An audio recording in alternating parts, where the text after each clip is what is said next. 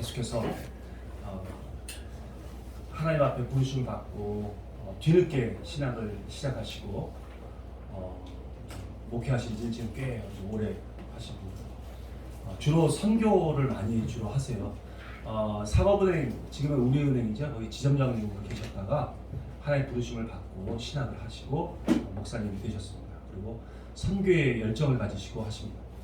탄자니아, 아프리카 같은 탄자니아나 파키스탄이나 미얀마 이런 곳으로 좀 오지를 가서 그곳에 목사들을 세우고 목사들을 모이게 해서 말씀을 가르치고 복음을 가르쳐 줍니다.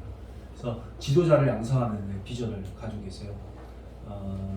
참 어려운 환경 가운데 있지만 한번 모이면 한 500명씩 모여요. 거기 그 열정들이 있어서 그분들한테 복음의 말씀, 정확한 복음을 알려줘야지 그냥 그 사람들은 어설픈 상태에서 목사가 되고 막 말씀을 전한다고 하는데 그런 정교한 그런 아직 하나님의 진리의 말씀을 정확하게 알고 있지 못해서 잘못 전하는 경우도 있습니다. 그래서 그것을 경계할 수 있도록 목사님은 항상 그런 데 가서 그 목회자들을 또 말씀으로 양육해주고 때로는 목사 안수를 해주기도 하고 합니다. 오늘 우리가 이 IMS에서 선교를 한다니까 굉장히 반가워하시고 기뻐하셔서 또 흔쾌히 우리가 강의 요청을 했을 때 또 강의 이렇게 해주기로 말씀을 해주셨습니다. 응답을 해주셨습니다. 저기 지금 연세가 좀 많으세요. 정말 근데 연세 숫자일 뿐이다. 그리고 항상 우리가 도전을 받습니다. 저도 그 연세 되면 그보다 더 뛰어난 더 열정적으로 하겠다 그런 마음을 갖는데 건강이 따라주지 않습니다.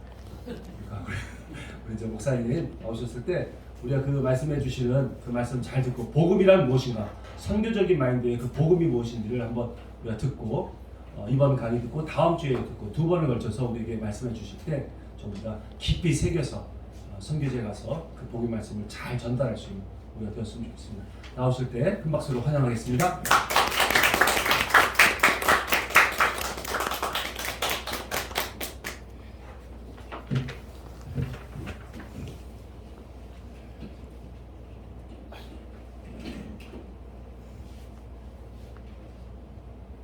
잠깐 기도하겠습니다. 우리 하나님 감사합니다. 부끄럽고 연약한 종, 참으로 우리 하나님께서 여기까지 인도하시고 오늘 또한 사랑하는 우리 이 목사님 교회 이와 같이 함께할 수 있게 해주셔서 참으로 감사드립니다.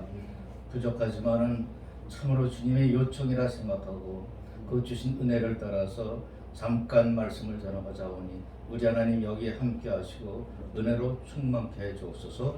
예수님 이름으로 기도합니다. 아멘. 자꾸 제 나이 많다 그러는데 이제 시작입니다. 아멘. 모세가 80부터 시작했잖아요. 그러니까 모세의 예를 따라서 뭐 앞으로 40년 할지는 모르겠는데 하여튼 이제 시작이라고 생각하고 여러분 이해해 주시길 부탁합니다. 목사님 그 부탁을 받고 사실은 저도 선교 단체에 있었기 때문에 선교가 무엇인지 조금은 압니다. 그래서 그 어려움도 알지만은 그래도 모이시는 분들의 성품이나 또 그 모임의 성격이나 이런 것들을 잘 모르기 때문에 그래서 일부러 제가 첫째 모임, 두 번째 모임 다 참석했었습니다. 그리고 오늘 특별히 이제 이렇게 말씀을 전해드리려고 하셨는데 저 이것 때문에 기도 좀 했습니다. 과연 이분들한테 하나님 무슨 말씀을 전해야 될까요? 목사들은 다 그래요. 어서 설교를 해달라, 강의를 해달라 그러면 기도부터 하잖아요. 비록 작은 모임을 할지라도 하나님 이분들에게 무슨 말씀을 전하면 좋을까요? 그러면서 이제 묵상합니다.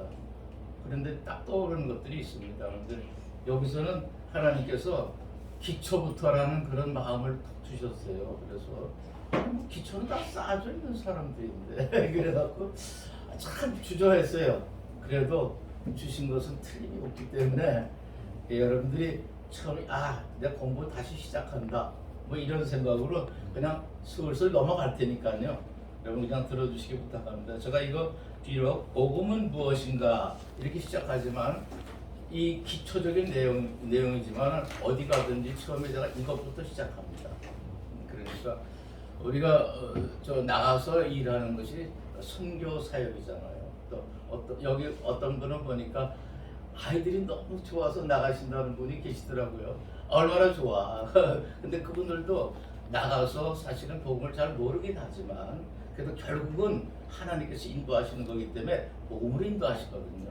그러니까 기초는 알고 있어야 되지 않겠는가, 그런 마음으로 하나님이 주셨다고 생각합니다. 그래서 제가 2번 강의를 하는데 거기 제일 앞에 보면 첫 일에 복음이란 무엇인가, 그 다음에 그리스도의 존재성, 이 시대의 선교 방향, 이게 모두가 선교 사역을 위한 기본 지식입니다.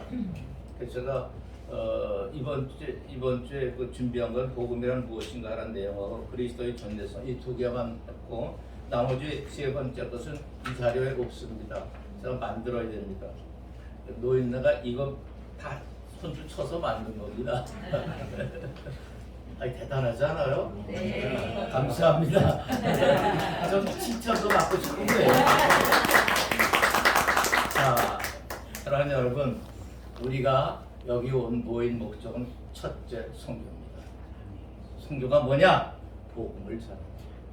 그러면 복음을 전하는 거기 때문에 복음이 처음이요, 또 나중입니다.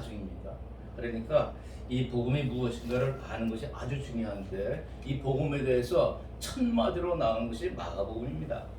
마가복음 1장 1절에 보면 하나님의 아들 예수 그리스도 복음의 시작이라 이렇게 했고, 이것을 제가 영어 성경을 보니까 The beginning of the gospel about Jesus Christ, the Son of God 이렇게 되어 있습니다. 이것은 우리말로 해석하면 예수 그리스도에 대한 복음 이렇게 되어 있죠. 우리말에서는 예수 그리스도 복음 이렇게 되어 있고 거기에 의자가 사실 있다고 보면 됩니다. 그 다음에 중국 성경을 펴보면은 Son the earth 예수 지도 후인더 치토라는 말에서 예수 그리스도의 복음 이렇게 되어 있습니다.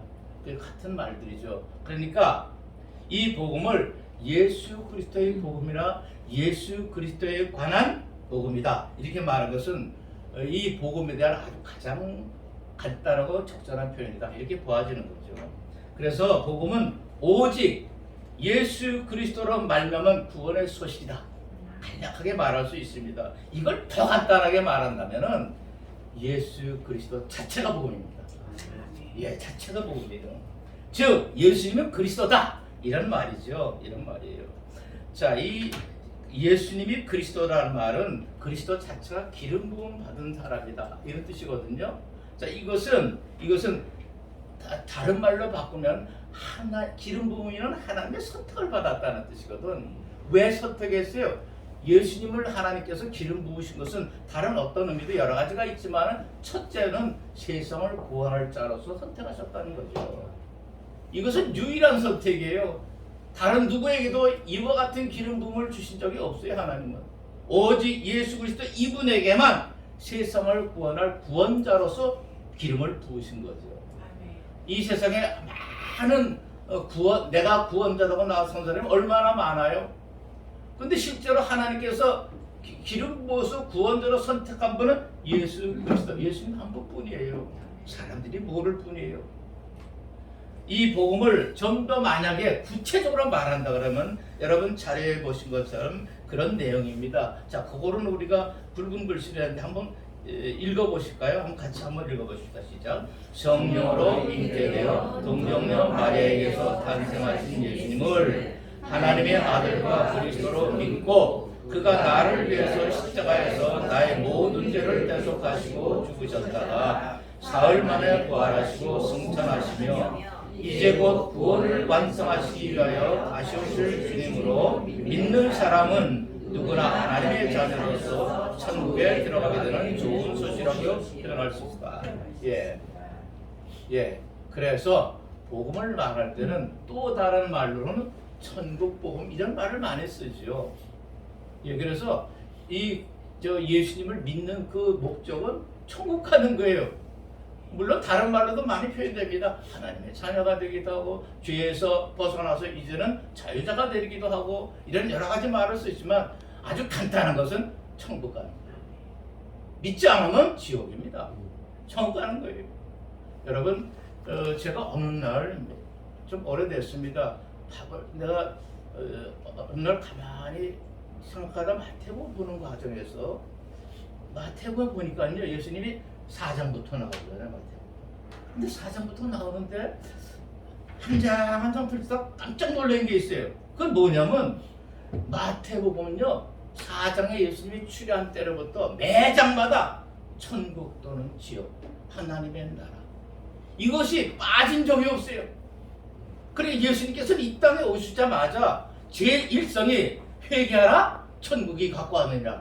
여기서 시작을 해서 매 장마다 주님께서 말씀하시고 비유 들고 이러는 것들은 전부가 다 천국 또는 지옥, 또 하나님의 나라, 이런 말을 쓰셔서 끝장까지 이 마태복음은, 복음서의 첫 번째 책 마태복음은 처음부터 끝까지 천국에 대한 얘기를 하는 거예요. 복음의 핵심은 바로 그거죠. 그래서 예수님을 그세주로 믿는 사람들은 제일 먼저 예수 그리스도는 하나님의 아들이시오, 또 메시아다, 이거를 믿는 거예요. 만약에 예수님을 하나님의 아들로 믿는다 그랬을 때는 그분은 바로 영원하시고 거룩하신 창조와 구원의 하나님이다, 이것을 믿게 되는 거예요. 그리고 만약에 예수님을 하나님의 아들로 믿게 되면은 그분을 보내신 아버지 하나님을 믿을 수밖에 없고, 또 그분이 천국에 올라가셔서 지금 보좌에 앉아 계시면서 이 땅에 보내시는 성령님을 믿을 수밖에 없어요. 이 세 분, 성부 하나님과 성자 하나님과 성령 하나님은 삼위일체 하나님으로서 한 분이십니다. 이것에 대해서는 좀 더 구체적으로 제가 뒤에 또 나옵니다. 그때 가서 자세히 설명하겠지만 시간이 어떨지는 모르겠어요. 예. 자, 그래서 이렇게 예수님을 믿는다는 것은 하나님의 아들과 그리스도로 믿는 것인데, 이것은 결과는 뭐냐? 천국 복음이다 이거죠. 여러분, 천국은 있습니다. 분명히 있습니다. 믿으면 천국 갑니다. 안 믿으면 지옥이에요. 제가요 81년도에 예수님을 처음 믿게 됐어요. 믿는 과정도 상당히 기이한 그런 과정을 통해서 믿게 됐는데, 어쨌거나 아직 설이 주도 안 되고 그냥 일반 평신도였을 때 제가 구역장이 됐어요. 먼저 우리 구역에는 집사님들만 세 분 있고 넷이 있었는데 셋이 있고 나는 그냥 아무것도 아니었거든요. 근데 한 집사님, 이제 구역장 하던 집사님이 또 안수 집사가 되시더니만 제가 여의도 순복음교회 다녔습니다. 처음에 신앙을.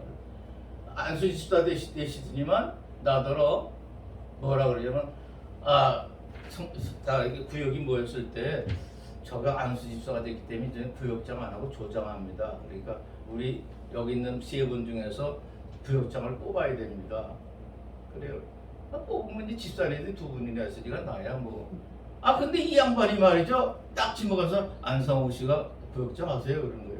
나 깜짝 놀랐죠. 나 예수 믿은 지 지금 2년밖에 안 됐는데 무슨 아직 서집사인데 무슨 구역장이야. 그래서 나 못해요 그랬더니 이 양반이 말이죠, 딱 그러니까 순종하시오. 이 말에 팍 기세가 죽어갖고선 가만히 있었죠. 그랬더니 옆에 있던 두 분 집사님이 하세요 그러더라고. 그래서 시작을 했어요. 근데 참 하나님의 놀라운 은혜를 그 몇 년 동안 4명으로만 오던 구역이 말이죠, 제가 구역장을 한 다음부터 은혜가 폭포수같이 떨어져갖고 6개월 만에 24명이 됐어요. 지금 현재 우리 교회보다 훨씬 커. 나 구역장 때 정말 열심히 했어요. 그 뭐야, 저 회색 가방 들고 말이죠, 쫓아다니면서 동네 곳곳이 다니면서 아주 동네에서 유명했었어요. 그러더니 6개월 만에 24명이 됐더라고. 자, 그런데 그 구역장에 들어선 한 6개월쯤 되었을까요? 저희 처가는요, 제가 막내입니다. 우리 마누라가 막내예요. 따님이 6명, 그 다음에 아들이 2, 그런데 그러니까 8명이죠. 근데 제일 위에 큰 처형, 그분의 남편, 그러니까 나로서는 제일 큰 동서, 내가 막내죠. 근데 그분이 지금으로 보면 서울법대인데 옛날엔 경성법전이라고 그랬죠. 근데 거기를 나오셨고, 대구 사범을 나오셔서 박정희 대통령과 동기동창이에요. 근데 그분이 그 자기들 동기 중에서 제일 똑똑하다 그래서 뭘 큰 자리를 할 줄 알았는데 그렇게는 안 나오더라고. 근데 하여튼간에 이분이 법대 나오시고 저도 법대 나왔으니까 제가 우리 마누라하고 결혼할 때 아주 많은 도움을 받았어요. 큰 동서니까 발언권이 좀 있어갖고 아주 상당히 제가 몇 번 차였거든요 우리 마누라한테. 그런데 그래서 딱 붙들고 또 붙들고 그러다가 여러 가지 사정 가운데 우리 큰 동서가 아주 큰 역할을 해줬어요. 이게 결국은 꼴이 냈습니다. 근데 꼴이 나고 나니까 서로 법대니까요 얼마나 친한지 몰라요. 그래갖고선 둘이 탁 만나기만 하면 두꺼비 한두 병씩 깠죠. 그때 예수 믿기 전이니까. 크게 친했는데 81년도 결혼하고 딱 9년 됐을 때 제가 예수님을 믿게 됐어요. 그러니까 이제 딱 그 술을 못 먹게 됐지. 그래갖고서 가서 이제 술 대신에 전도하기 시작하죠. 근데 이분이 듣나요? 야야 니나 믿어라. 나는 이게 좋다. 계속 그래. 그분 집에 가면요 소주병이 아주 산처럼 쌓여있어. 자 그러고서 시간이 지났습니다. 계속 잡수다 보니까 83년도 그러니까 제가 부역장 된 지 한 6개월쯤 됐나요? 이랬을 때 소식이 들려왔어.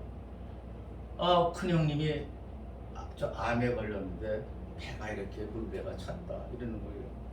그동안 다 열심히 하고 전도했는데도 까딱도 안 하던 양반인데 이제는 살 날이 3개월인가 밖에 안 남았다는 거야.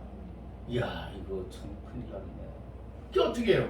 집사람 은혜 나왔거든. 야 여보 그 돌아가시고 난 다음에 부주돈 할 게 아니라 돌아가시기 전에 맛있는 걸 사줬으라고 뭐 좀 갖고 가자. 얼마 갖고 갈까? 그때는 마누라하고 말대로 해야 되잖아요. 그랬더니 나는 이제 내가 생각하고 있었던 것이 있는데 우리 마누라가 턱 하더니 그러더라고. 그때 제 월급이요 10만 원도 안 됐을 때입니다. 근데 50만 원을 우리 마누라 배포큰 줄 그때 알았어. 사실은 그게 배포크지 않거든요. 근데 그때는 눈물 쫄쫄 흘리면서 그러더라고. 제 마음하고 똑같았어요. 그래서 하고 살죠. 여러분 참 이게 말이죠. 그게 참 희한한 거예요. 우리 동서들은 이제 교수님도 계시고 한국은행 간부도 계시고 다들 잘 살아. 잘 살고 이제 우리하고 그분 첫째하고 둘째만 좀 못 살아. 첫째하고 막내만 못 살아. 그런데 이제 찾아갔더니 누워 계신데 진짜 배가 산 같아. 그리고 얼굴 몸은 처음부터 꼬챙이 같아. 이분이 누워 있는데 가서 이제 인사드렸죠. 형님 저 왔습니다. 그랬더니 세훈이 아빠 왔어 그러더라고. 그래서 그냥 이 얘기 저 얘기하다가 이제 나오면서 이제 뭉트를 딱 드렸죠.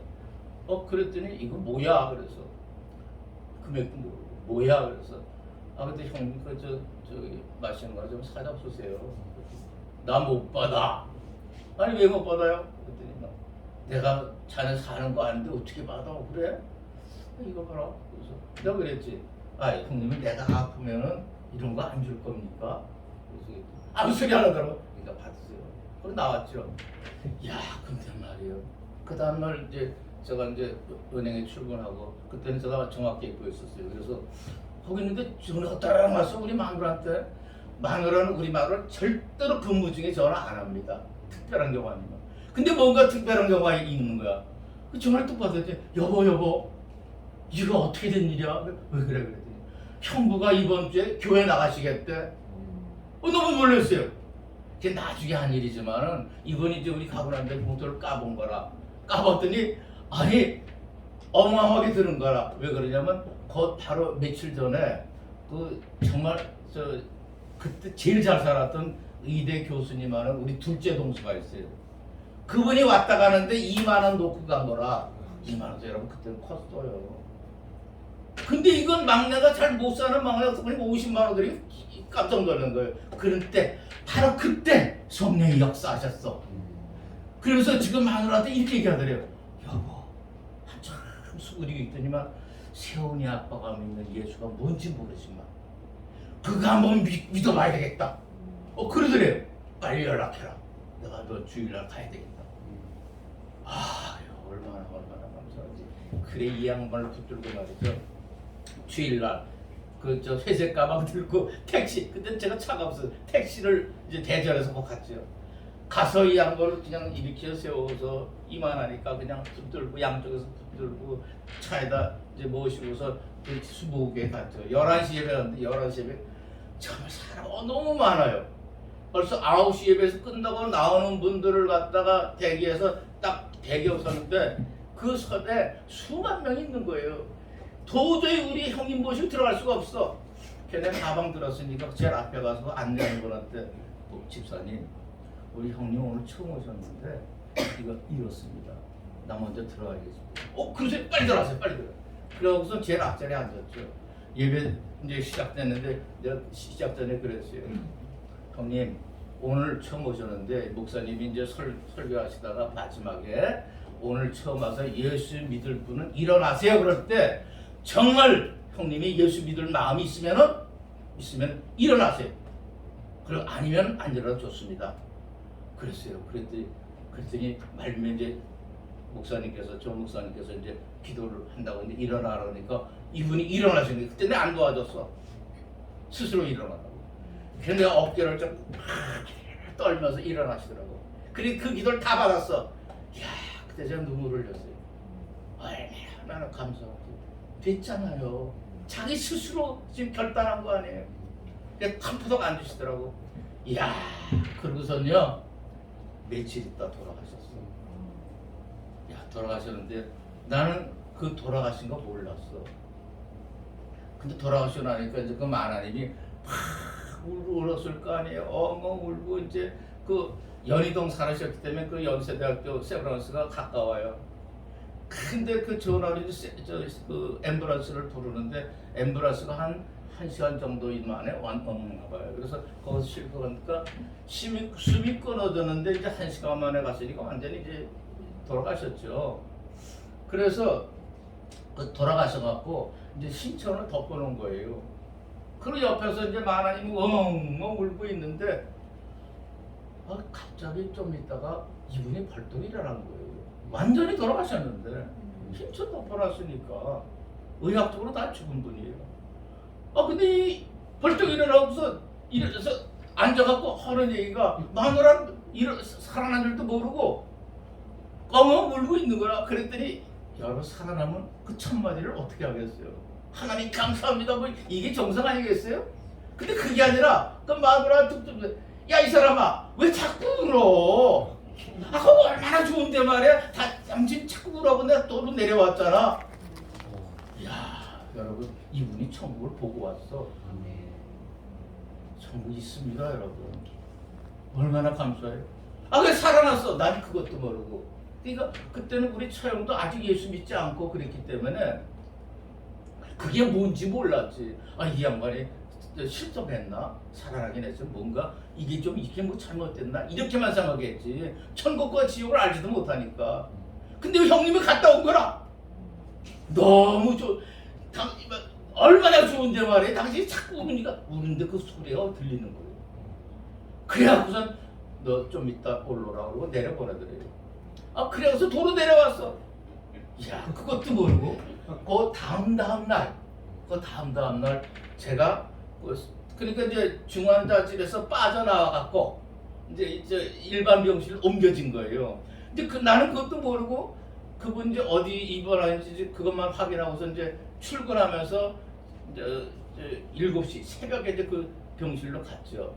오늘 이상하게 좀 보고 싶고 또 가서 기도하고 싶더라고. 그때 제가 뜨거웠어요. 난 목사 지금보다 훨씬 더 뜨거웠던 것 같아. 그래서 새벽에 이제 글로 쳐다봤어요. 그래서 가니까는 얼굴이 하얀데 이제 쭉 누워 계시더라고. 그래서 형님 저 왔어요. 그랬더니 세훈이 아빠 왔어 그러더라고.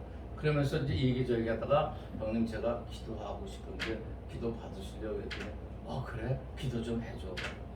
그래서 기도를 손짓고 하는데 이야 기도가 얼마나 정말 깊게 나오는지.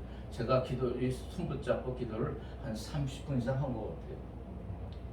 근데 쫙 기도하고 이제 끝났어요. 끝났는데 내가 그 얼굴을 보니까 여러분 얼굴에서 빛이 난다는 말이 있잖아요. 얼굴에서 빛이 나. 그리고 얼굴이 하얀 게 정말 천사 얼굴 같아. 다만 여기 눈에서 눈물이 쫙쫙 흘러서 쫙 내려가서 적셔져 있어. 그래서 저 기도 끝나고 주 예수 그리스도 이름으로 기도했습니다.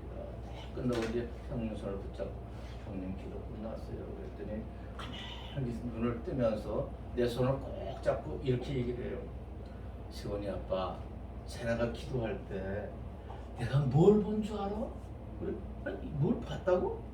무슨 환상을 본 줄 알았어? 그랬더니 뭘 보셨는데요? 궁금해갖고 뭘 보셨는데요? 그랬더니만 이 양반이 하는 얘기가 세나가 기도를 딱 시작하니까 그때부터 내가 이거 어릴 때부터 지었던 여러 가지 죄들이 활동 사진처럼 저 장면이 촥촥촥촥 기차가 지나가듯이 샥샥샥 지나가면서 그거 지나갈 때마다 내가 마음으로 하나님 잘못했어요. 하나님 잘못했어요. 그러면서 눈물이 저절로 나오더라는 거예요. 끝까지 30 동안 계속 그 수많은 죄들이 계속 장면 지나가면서 그것이 이제 엊그제 끝까지 다 끝나고 나니까 내가 예수 그리스도 이름으로 기도했습니다. 그 기도가 다 끝나더라는 거예요. 이야, 예수를 믿고 영접했지만 그래서 천국 백성이 됐지만 아직 회개가 뭔지도 모르고 그냥 들어갈 그 사람을 하나님께서 절차를 위해서 다시 좀 살려냈다가 완벽하게 회개를 다 끝내고 다시 올리시는 우리 하나님. 그래서 그분 그 후에 며칠 있다가 돌아가셨어요. 이번에 진짜 돌아가셨어요.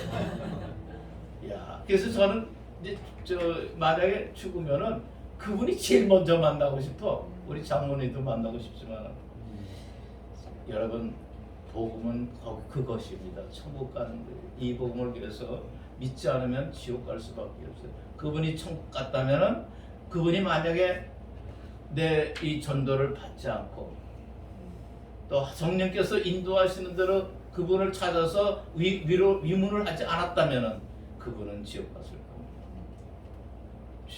예, 복음은 천국입니다. 자, 복음에는요 원칙이 있어요. 제가 몇 시까지 하면 되죠? 몇 시까지? 30분만 더 하면 되죠? 예, 12시 20분까지 하겠습니다. 예, 복음에는요 원칙이 있습니다. 몇 가지 원칙. 첫째, 유일성의 원칙. 즉 복음은 하나뿐입니다. 하나뿐이. 갈라디아서 1장 7절 그걸 한번 같이 읽겠습니다. 시작. 다른 복음은 없나니 다만 어떤 사람들이 너희를 요란케 하여 그리스도의 복음을 변하려 함이라. 예, 다른 복음은 없습니다. 왜냐하면 이 우주는 하나님이 창조하셨고 천국도 하나님이 창조하셨고 천국은 하나님이 계신 곳이에요. 하나님이 주인이세요. 그래서 그분이 보내신 유일한 그리스도를 믿지 않으면 당연히 하나님 말에 갈 수 없는 거죠. 그래서 복음은 하나예요. 누구든지 이 복음을 변화를 하거나 또 다른 복음을 전하려면 그건 가짜입니다. 목사들도 다 가짜예요. 지금 다른 복음을 전하는 목사들이 얼마나 많은지 몰라요. 여러분 아시는지 모르지만 WCC라고 세계 교회 협의회 있죠. WEA의 세계 복음협회, 또 우리나라 WCC의 우리나라 지부 같은 NCCK, 이 사람들은요 복음이 여러 개 있다 그래요. 어느 종교든지 다 구원의 길이 있다 이렇게 얘기합니다. 우리 보통 사람들은 그 얘기 들으면 솔깃하죠. 그렇겠지.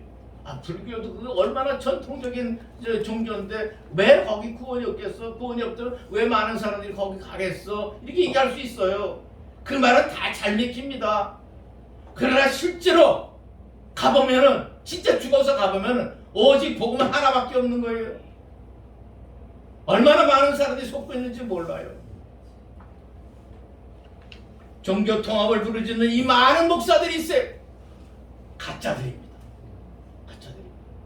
제가 우리 목사님 만날 때 제일 먼저 WCC에 대해서 슬쩍 얘기했어요. 나하고 뜻이 똑같아. 우리 교회 주보 보세요. 제일 뒤에 WCC, WNCK 내 배격한다. 우리 교회는 어째 어디다 써놨습니다. 그렇게 해야지만 되는 그런 시대에 우리가 살고 있어요. 구원받기 위해서 하나님이 정하신 구원의 길은 오직 하나뿐입니다. 예, 그 다음에 둘째는 완전성의 법칙입니다. 자, 복음은 완전하다는 거예요. 자, 로마서 1장 16절 같이 읽어봅니다. 시작. 내가 복음을 부끄러워하지 아니하노니 이 복음은 모든 믿는 자에게 구원을 주시는 하나님의 능력이 됨이라. 예, 뭐가 조금 부족해서 뭘 덧붙여야 하지 않습니다. 그냥 복음은 그 자체, 예수 그리스도를 믿는 것 그 자체가 복음이. 다른 거 필요 없어요. 네, 복음에는 능력이 있어요. 예수 그리스도를 믿을 때에 구원의 능력이 우리에게 임하시는 거예요. 우리 눈에는 안 보이죠. 그러나 방금 얘기했던 우리 형님 보세요. 그분 정말 아무것도 모르는 사람이에요. 세상 지식은 가득 차 있죠. 그러나 종교에 대해서, 특별히 기독교에 대해서는 억가심정을 갖고 있던 사람이에요. 그러나 그분이 어느 순간에 성령으로 말미암아 변화돼서 교회에 나가서 믿겠다고 작정하자마자 천국 갔다 왔어요. 거짓말 아닙니다. 이건 진짜입니다. 왜? 내가 했으니까. 그래서 저는 자신 있게 전합니다. 오직 복음은 하나뿐이고 완전합니다. 그 하나로 끝입니다. 셋째, 단순성의 원칙입니다. 복음은요, 어려운 절차가 없어요. 아주 단순합니다. 예수 그리스도를 믿는 것 외에 다른 절차가 따로 없어요. 그래서 그 로마서 17장 1장 17절 복음에는 하나님의 의가 나타나서 믿음으로 믿음에 이르게 하나니 기록된 바 오직 의인은 믿음으로 말미암아 살리라 함과 같으니라. 여기서 오직이란 말이 어디 붙어 있는 말이에요? 의인에 붙어 있는 말이에요? 아니면 믿음으로 말미암아라는 붙어 있는 말이에요? 예, 의인이 아니라 오직 믿음으로 말미암아 살리라 여기 붙어 있는 말이죠. 그러니까 오직이라는 말은 뭐예요? 그저 하나뿐이고 단순하다는 얘기죠. 아주 단순합니다. 간단합니다. 절차가 따로 없어요. 네 번째는 보편성의 원칙이 있습니다. 복음은요, 누구에게나 열려 있습니다. 자, 그 요한복음과 사도행전 한번 같이 읽어보려도 시작. 내가 문이 누구든지 나로 말미암아 들어가면 구원을 얻고 누구든지 주의 이름을 부르는 자는 구원을 얻으리라. 참 여러분, 하나님께서 유대인을 왜 택했죠? 유대인을 갖다가 다른 말로는 히브리인 그럽니다. 히브리라는 말은요, 변두리족이라는 말이에요. 이 세상에서 중심적 속도 아니었어요. 변두리에 있어도 그만, 없어도 그만, 아주 평범하고 보잘것없는 그런 족속이 유대인입니다. 그런데 하나님이 이 백성을 택했어요. 하나님의 백성으로. 왜 그렇죠? 성경 속에서 왜 그렇죠? 이 백성을 통해서 하나님께서 전 세계에 복음을 전하시기 위해서였어요. 근데 이 유대인들은 어떤 생각을 했죠? 그런 하나님의 뜻을 이 백성들에게 전했음에도 불구하고 이 백성들은 그걸 깡그리 무시하고 하나님과는 전혀 반대로 오직 유대인만이 구원을 받는다. 이방인들은 지옥의 불쏘시개다. 이렇게 해서 복음을 안 전했습니다. 그러니까 다시 무슨 시대가 열렸을까요? 이방인 시대가 열리시는 거예요. 하나님이 그렇게 하시는 거죠. 그렇다고 그럼 유대인을 버렸느냐? 절대 아니죠. 하나님이 택하신 유대인은 영원한 하나님의 백성이에요. 눈동자같이 살아가신 하나님의 백성이에요. 그래서 성경 말씀대로 한다 그러면 모든 그리스도인들은 유대, 이스라엘을 위해서 기도해야 되는 거예요. 샬롬 예루살렘, 너희는 이스라엘의 평화를 위해서 기도하라. 하나님은 분명히 명령하셨어요. 샬롬 예루살렘. 히브리어입니다. 구약 성경의 말씀이죠. 그래서 우리는 참으로 내가 이스라엘이 내 마음에 안 들다 할지라도 하나님께서 말씀하셨기 때문에 기도한다. 이렇게까지도 할 수 있어요. 이스라엘 하는 행동, 또 아랍이 영 날마다 터지는 거 이렇게 보니까 이거 뭐 그런 거 아닌데 이런 생각이 든다 할지라도 성경에서는 하나님이 명령하십니다. 예루살렘의 평화를 위해서 너희는 기도하라. 명령이에요. 그래야지만 하나님의 은혜를 받습니다. 예. 그 다음에 이 보편성의 원칙. 자, 누구든지. 그래서 유대인들은 자기들 것만이 구원받는다. 이방인들은 불쏘시개, 지옥의 불쏘시 이렇게 했지만 하나님은 뭐라 그래요? 모르게 누구든지 얘기합니다. 누구든지.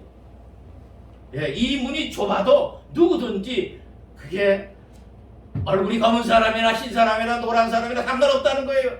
여자나 남자나 상관없어요. 또 지역이 어디 살든지 아무 상관없어요. 노인이나 어린아이나 아무 상관없어요. 오직 예수 그리스도를 믿느냐 안 믿느냐 이게 달라있어요. 예수님이 십자가에 양쪽에 강도가 달렸어요. 둘 다 살인한 사람들이에요. 더 이상 살려둘 필요가 없는 사람들이 사형 선고 받았어. 그래서 성경을 자세히 보면 이 양쪽에 있는 강도가 처음에는 예수님을 양쪽에서 다 공격했어요. 네가 진짜 그리스도냐? 그러면 어디 한번 우리를 십자가에서 내려봐라. 왼쪽에 있는 강도도 그렇게 욕했고 오른쪽에 있는 강도도 그렇게 욕했어요. 근데 시간이 좀 지났어. 그러고 보니까 이 오른쪽에 있던 한 강도는 마음이 변합니다. 물론 성령으로 말미암은 거겠죠. 마음이 변해서 이 그리스도를 인정하기 시작합니다. 그래서 이렇게 딱 한마디 합니다. 주여 당신의 나라 임하실 때 나를 기억하소서. 이 한마디 이 안에요. 이 안에 뭐 예수 그리스도를 믿는 모든 것이 다 들어있어요. 그 앞서 뭐라 그럽니까? 이 오른쪽에 있는 강도가 왼쪽에 있는 강도에게 핀잔하죠. 너와 나는 우리가 지은 죄에 마땅한 형벌을 받는 것이지만 이분에게는 죄가 없다 그랬어요. 이게 뭘 인정하는 거예요? 그리고 당신의 나라, 그러면 이분이 누구라는 걸 인정한 거예요. 이분은 하나님의 아들이시고 구세주다. 우리를 구원하러 오실 메시아다. 그게 그 안에 다 들어가 있는 거예요. 그리고 자기 죄를 인정했잖아요. 자기 회복, 그게 일종의 회개. 하나님 그렇게 보시는 거예요. 따로 무슨 이 강도가 이제까지 지은 모든 죄를 회개합니다. 그 말 했어요 안 했어요? 그 말 필요 없었어. 예수님이 다 들으시면서 이미 이 강도는 회개한 것을 알고 계셨던 거예요. 그리고 당신을 가르쳐서 당신의 나라, 하나님이 계신 천국을 당신의 나라라고 표현하는 거예요. 그럼 그 나라의 주인이시라는 거 아니에요. 하나님으로 인정한 거예요. 메시아로 인정한 거예요. 그게 구원받았어요. 누구에게나 열려있는 거예요. 이것을 믿으시기를 주의 이름으로 부탁드립니다. 네. 자, 그러면 복음을 받아들이려면 어떻게 해야 하는가? 예, 거기 마가복음 1장 4절에 보면 세례 요한이 이르러 지금 4페이지입니다. 이르러 광야에서 죄 사함을 받게 하는 회개의 세례를 전파하니. 그리고 사도행전 보니까 베드로가 가로되 너희가 회개하여 각각 예수 그리스도 이름으로 세례를 받고 죄 사함을 받으라. 그리하면 성령을 선물로 받으리라 그랬습니다. 자, 복음을 받아들인다는 것, 이것은 단순히 예수님을 그리스도를 믿는 거지요. 그리스도를 믿는 것, 그것은 그리스도가 어떤 분이고 그분에게 나아가기 위해서는 우리가 지금 어떤 위치에 있는가, 이거를 알지 않으면 안 됩니다. 지금 현대 내 상태를 인정하는 것, 여기서부터 믿는 게 시작되는 거예요. 자, 그래서 이것을 굳이 단계적으로 나눈다면 세 단계로 나눌 수 있어요. 이건 편의상 나눈 겁니다. 첫째는 우리가 죄인이라는 사실을 인정해야 됩니다. 거기 적힌 로마서 3장에 보면 모든 사람이 죄를 범했다. 그래서 하나님의 영광에 들어갈 수 없다. 이런 얘기죠. 이것은 모든 사람에 해당되는 거예요. 그래서 누구든지 아담의 후손은 다 이렇게 죄 가운데 있어서 그가 설사 이 땅에 이 세상에서 아무 죄도 안 지었다 할지라도 그는 죄인입니다. 왜? 신분상 죄인이에요. 신분. 위치가 죄인의 위치에 있는 거예요. 이렇게 우리가 이 십자가를 건다면 이쪽 이렇게 나눌 수 있어요. 여기서는 죄인의 위치, 여기는 의인의 위치예요. 근데 이 죄인의 위치에는 마귀의 자녀의 위치요, 죄인의 위치예요. 근데 이 십자가를 통해서 어디로 갑니까? 의인의 자리로 옮겨지고 하나님의 자녀의 자리로 옮겨지는 거예요. 뭐가 바뀌는 거예요? 위치가 바뀌는 거지만 실제로는 신분이 바뀌는 거예요. 우리의 신분이 죄인에서 의인으로 바뀌는 거예요. 마귀의 자식에서 하나님의 자녀로 바뀌는 거예요. 죄인에서 의인으로 바뀌는 거예요. 이 위치가 바뀌는데 이렇게 하려면 내가 현재 죄인이라는 사실을 인정해야 돼요. 어떤 분은 그래요. 예수 믿으라 그러면 이제 회개라 했는데 내가 무슨 죄가 있어? 그래요. 그분은 살인죄, 또 무슨 사기죄, 옛날부터 납을 미워한 지 이런 걸 안 지었을지도 몰라. 그렇지만 회개하라 그런 것은 뭐냐면 신분 자체, 내가 이 위치에 있다는 것 자체를 회개하는 거예요. 이 위치에서 내가 세상 사람들 같이 죄인으로서 살았다는 거, 이거를 회개하는 거예요. 그래서 여러분 처음 예수 믿을 때 영접 기도할 때 회개하잖아요. 그건 어떤 사람은 오해합니다. 목사님들조차도 오해하는 경우가 있어요. 이때의 회개는요, 하나님 제가요 참으로 저 남을 사기쳤습니다. 제가 음행을 했습니다. 제가 또 무슨 도둑질을 했습니다. 이거 회개하는 게 아니야. 신분상의 회개를 하는 거야. 처음 영접할 때는. 그래서 하나님 제가 죄인으로 살았습니다. 그래서 많은 죄 가운데서 그 죄 가운데 살았다는 게 죄인의 신분으로 살았다는 거예요. 그랬는데 이제는 제가 여기서 탈피해서 주의 십자가를 통해서 일로 옮겨지기를 원합니다. 이런 기도예요. 이게 회개야. 이게 회개. 자, 그 다음에 둘째는 회개해야 되는데 여기서 회개는 지금 이미 말한 대로 어떤 구체적인 죄를 구하는 게 아닙니다. 모든 사람은 다 죄인의 신분을 갖고 있어요. 그래서 아무것도 안 하고 그냥 살아도, 죄를 하나도 안 짓고 살아도 죽으면 자동스럽게 지옥으로 갑니다. 그래서 회개가 필요하다는 거예요. 근데 이 회개는 아까 얘기한 대로 신분상의 회개, 죄인으로 사는 것을 용서하시고 이제는 제가 하나님의 자녀가 되게 은혜를 베풀어 주옵소서. 내가 주님을 영접합니다. 내 구주로 영접합니다. 이거죠. 회개. 이 회개가 필요한 거죠. 그래서 이 회개를 갖다가 예수님께서는 이제 마지막 십자가 달리기 전날 이제 제자들하고 만찬을 하시죠. 그때 예수님께서 이제 제자들 발을 씻기잖아요. 수고를 탁 메우고, 자, 발을 씻기실 때 다른 사람 쭉쭉한데 베드로, 항상 베드로 말이 많은 분이잖아요. 나서기 좋아하고. 근데 그게 또 말 많고 나서기 좋아하는 것 때문에 엄청난 진리를 많이 얻었지요. 우리가 성경 속에서. 이제 베드로 말을 시키려고 그랬더니 베드로가 뭐라 그래? 내 말은 안 됩니다. 선생님이 어떻게 제자 말 수 있습니까? 그러니까 예수님 뭐라 그래? 야, 내가 네 말을 시키면 너 나하고 아무 상관없어. 그러니까 어이? 이게 어떻게 된 일이야? 그래? 아, 그러면요 주님 발만 씻지 말고 머리끝에서 발까지 다 씻겨주세요. 야, 참 베드로 재밌는 양반이야. 그러니까 예수님이 뭐래? 그때 내 묵상하면서 가만히 보니까 이때 예수님께서 처음으로 빙그레 웃지 않으셨을까? 그런 생각이 듭니다. 그러니까 예수님 뭐라 그래? 야, 목욕한 사람은 말이야 발밖에 씻을 게 없어. 그러잖아요. 여기서 두 가지가 나오죠. 두 가지 씻음이 나와요. 그게 뭐예요? 예, 목욕하는 거, 온몸을 씻는 거죠. 그 다음에 뭐예요? 발만 씻는 거. 이때 발에서는 이제 손이 빠졌지만 손발을 씻는 겁니다. 자, 발을 씻는 거. 이 기독교에는 우리가 구원을 받는 데 있어서 이런 회개가 필요하지만 실제로는 우리가 회개하는 두 가지가 있다는 거예요. 씻음이 두 가지가 있다는 거예요. 첫째는 뭐냐? 온몸을 씻는 거. 내가 더러운 가운데 늘 젖어 있는 거. 이걸 씻는 거, 이게 목욕이에요. 주님이 분명히 밝혔어. 목욕과 발 씻는 것을 구분하셨다는 거예요. 근데 예수 믿고 나면 죄 하나도 안 짓습니까? 왜요? 어때요? 집사님들, 다른 분들은 말고 집사님들 어때요? 안 질 수 없잖아. 어떻게 안 짓고 살아?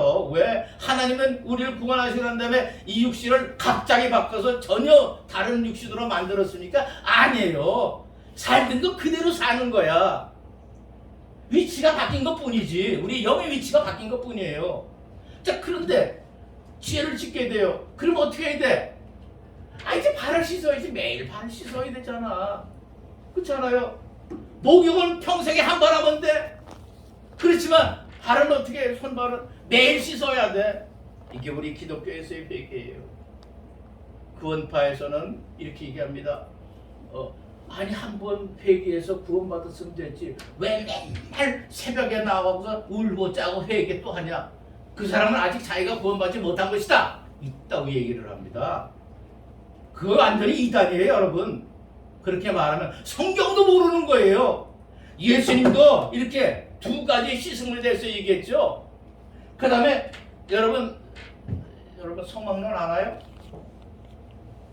구약 속에서 복음의 예수 그리스도에 대한 모든 것을 그대로 드러난 시청과 교육 자료가 있어요. 그게 뭐죠? 성막입니다. 성막은 그리스도에 대한 시청과 교육 자료예요. 거기 보면 물두멍이라는 게 나와 있어. 예, 물두멍이라는 게 나와 있어.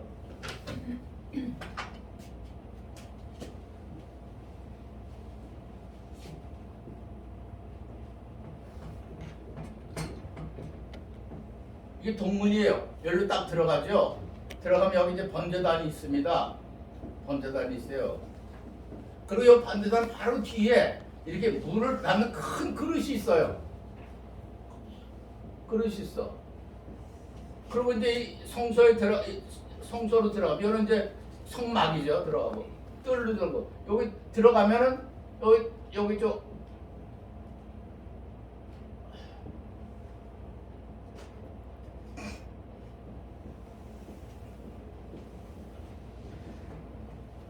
동문입니다. 그리고 들어가면 번제단이 있어요. 예수님이 십자가지. 그리고 여기서는 그 세 번째 것이 물두멍이라 그래요.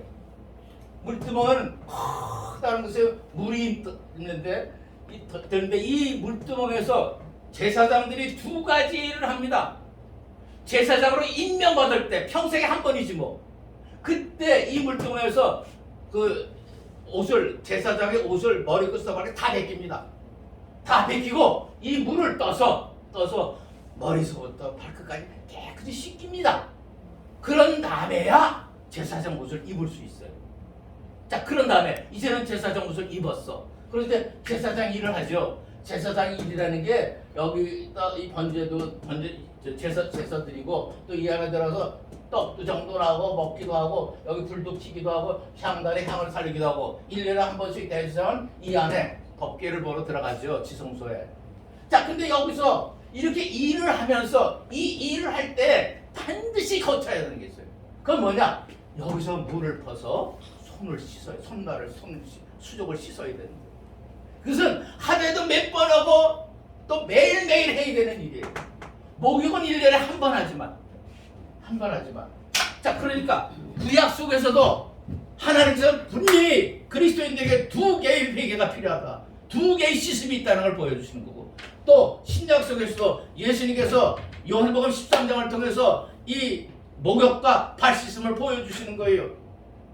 회개는 반드시 이와 같이 이런 것들을 우리에게 주셨다는 걸 깨달아야 돼요. 근데 구원파는 그걸 부인하는 거죠. 이단입니다. 그리스도인의 회개를 막는 아주 정말 격한 이단이죠. 지저번에서도 말하십니다. 세 번째, 예수님을 나의 구주로 믿기를 결단하고 고백해야 됩니다. 예, 이것은 이제 마지막 단계인데 사실은 이 세 가지 단계가 실제로 예수를 믿기로 작정할 때는 한 번에 이루어집니다.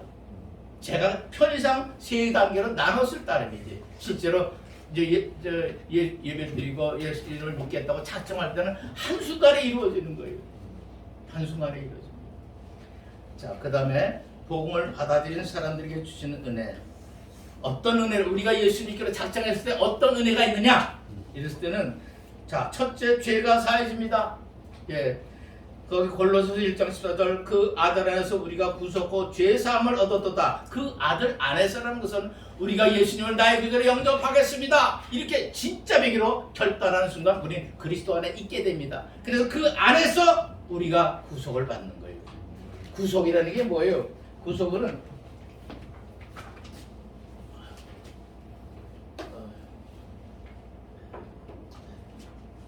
말로 합시다. 구속이라는 것은 값주고 샀다는 거예요. 값주고 샀다는 거.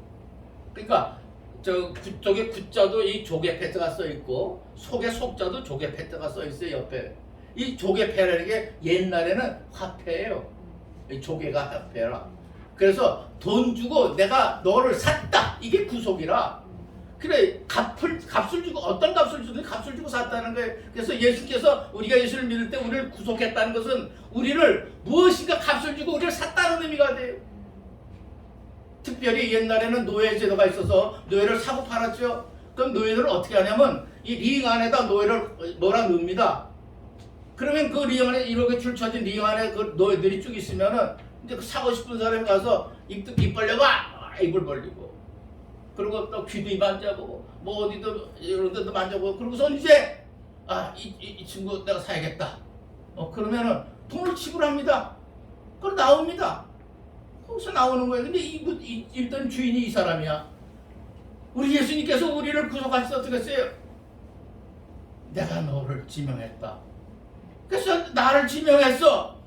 그 값을 치렀는데 무슨 값이야? 피값을 줬어. 가격으로 따지기도 어려운 피값을 줬어. 그러고 나를 이제 그 링에서 빼내갖고 와서 나한테 뭐라고 하신 줄 알아요? 성우아, 너는 이제 자유다. 네 맘대로 살아라. 내 맘대로 살아는 게 죄 짓고 살라는 의미가 아니지. 내가 너를 자유케 했으니까 너는 이제부터 하나님을 찬양하면서 마음껏 살아라. 자유를 주시는 거예요. 이게 구속이라. 이걸 해준다는 거예요. 이걸 해준다는 거예요. 예수 믿게 되면은. 두 번째, 이제부터 죄인이 아닙니다. 의인으로 불러줍니다. 우리가 예수 믿고 나서도 죄를 지을 수밖에 없는 그런 우리 죄성을 갖고 그대로 살고 있지만, 그래도 우리의 신분입니다. 내 행위는 의인의 행위가 적지만 내 신분은 의인이에요. 이것을 절대 잊지 마세요. 그래서 여기에 의인이라는 일에 자긍심을 가져야 돼요. 나는 의인이야. 그러니까 의인이기 때문에 죄를 내가 하나님 나 의인 만들어주셨는데 이 죄를 지면 안 되겠지. 버리자. 그 버릴 수 있는 이런 것들이 우리 자긍심이에요. 예. 세 번째, 즉시 구원을 받게 됩니다. 예. 자, 요한복음 10장 28절 29절 시작. 내가 저에게 영생을 주노니 영원히 멸망치 아니할 것이요 또 저희를 내 손에서 없느니라. 저희를 주신 내 아버지는 만물보다 크심에 아무도 아버지 손에서 빼앗을 수 없느니라. 나를 보내신 이의 뜻은 내게 주신 자 중에서 내가 하나도 잃어버리지 아니하고 마지막 날에 다시 살리는 이것이니라. 아멘. 자, 이 말씀이 여러분 엄청납니다. 우리를 구원해 주실 뿐만 아니라 끝까지 인도해 주시는 거예요. 어떻게 인도하시느냐? 우리 약합니다. 나를 꼬시는 마귀가 눈에 보입니까? 안 보입니다. 나를 망가뜨리는 악령들이 보입니까? 안 보입니다. 또 우리의 지식이 참으로 출중하고 깊어갖고 이것은 뭐든지 잘 분별할 수 있습니까? 못합니다. 우리를 그래서 이런 것 이렇게 약하기 때문에 뭐라고 불러요? 우리를 하나님 뭐라고 부릅니까? 양이라고 부르는 거예요. 출중한 동물이 아니에요. 양은 눈이 어두워. 그래서 항상 멀리를 못 봐. 요 앞에만 봐. 빛이 멋대로 가면 낭떠러지 떨어져 죽는 거야. 그게 우리예요. 또 고집 좀 있어. 그리고 뭐 깊이 생각할 줄은 몰라. 양들은 조그만 불편한 거 있어도 그냥 몸을 뒤척이고 난립니다. 그 양은 편안하게 만들어지기가 정말 힘들어요. 그게 우리가 그런 거예요. 그런데 주님께서 뭐라 그래요? 이런 우리 양 같은 우리에게 뭐라 그래요? 내 손에서 빼앗을 자가 없다고 줄친 부분들입니다. 이게 누가 말한 거예요? 예수님입니다. 예수님 손에서 우리를 빼앗을 자가 없는 거예요. 근데 한마디 더 하십니다. 내 아버지는 만유보다 아무도 아버지 손에서 빼앗을 수 없다. 그러니까 우리가 예수 믿게 되면 두 손이 붙잡니다. 하나는 어떤 분이 예수님이 한쪽을 딱 붙잡습니다. 또 한쪽은 누가 붙잡아? 아버지가 또 붙잡아. 누가 여기서 빼낼 수 있어요? 못 빼냅니다. 아무리 용서도 안 돼. 우리를 뺏어갈 자가 없는 거예요. 예수님을 믿을 때 이와 같이 해주신다는 거예요. 믿습니까? 네. 그 다음에 다섯 번째는 하나님의 자녀. 하나님의 자녀라 그러면요, 대가 여러분 속에 그냥 이렇게 이상적으로 생각하지 마라. 하나님 자녀 상속자. 내가 누구의 아들이다. 그럼 그분 거는 다 누구 거야? 내 거지 뭐. 내가 우리 하나님의 자녀다 그러면 하나님 거는 다 내 거. 이렇게 되는 거예요. 상속이 이루어지는 거예요. 여섯째, 제사장과 왕의 신분을 약속받습니다. 이거 우리 실감 안 납니다. 그렇지만 하나님이 약속하셨기 때문에 됩니까? 안 됩니까? 됩니다.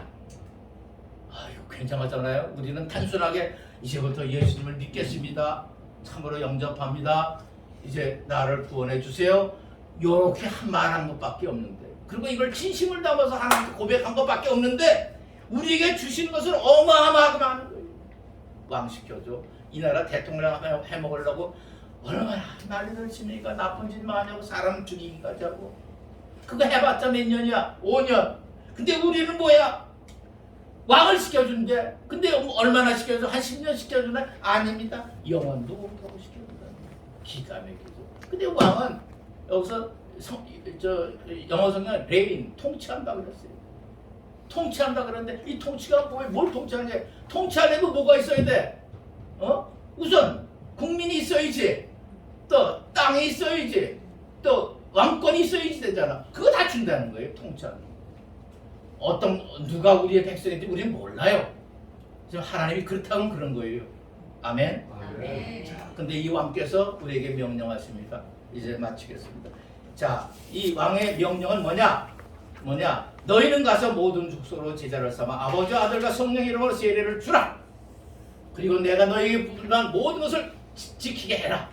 이게 우리가 받은 모든 그리스도인들, 내가 예수님을 믿겠다고 작정한 모든 분들에게 주어지는 단 하나의 사명입니다.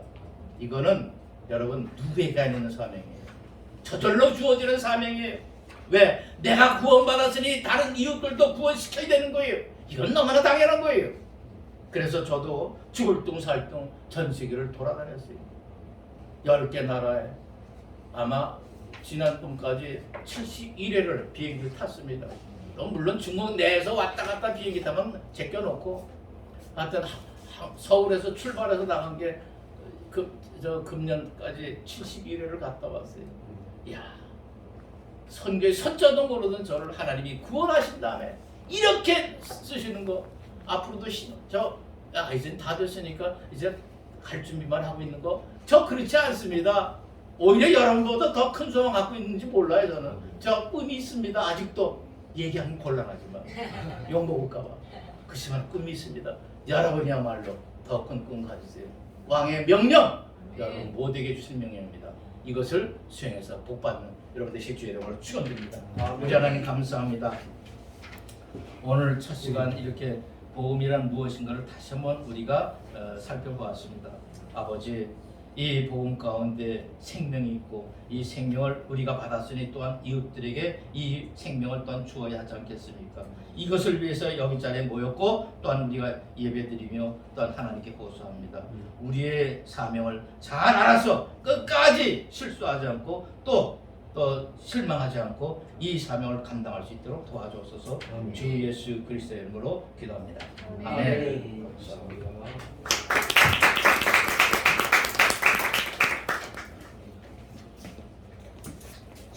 우리 식사하겠습니다. 네, 같이.